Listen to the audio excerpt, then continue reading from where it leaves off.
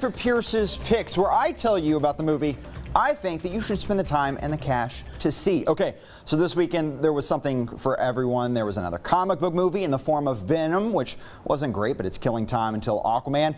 Then there was the emotional and at times brutally honest film that is the lightning in the bottle in the form of A Star Is Born.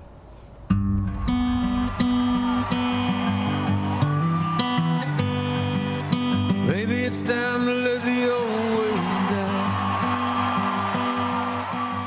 As they do not deceive you, that is Bradley Cooper singing and starring in his directorial debut.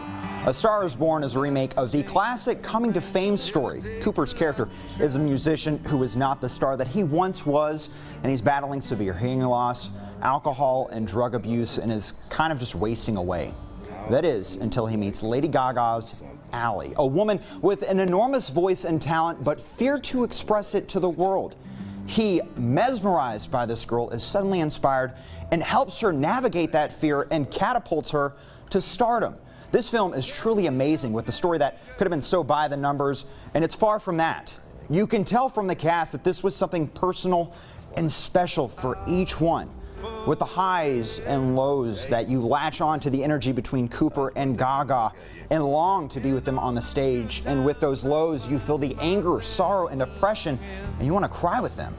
The camera allows you to jump in the passenger seat and follow this couple around. There is a lot of long takes and lingering shots that allow each moment to breathe. And it's in those breaths where the magic happens.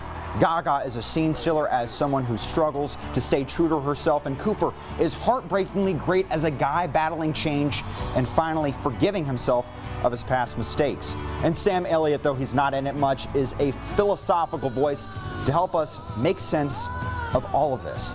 Now, a big problem I thought that I would have with this movie was the ending, which I won't spoil, but the last lines by Elliott's character act as poetry, saying that the story is like music. It essentially is 12 notes between any octave, and then those 12 notes in the octave repeat.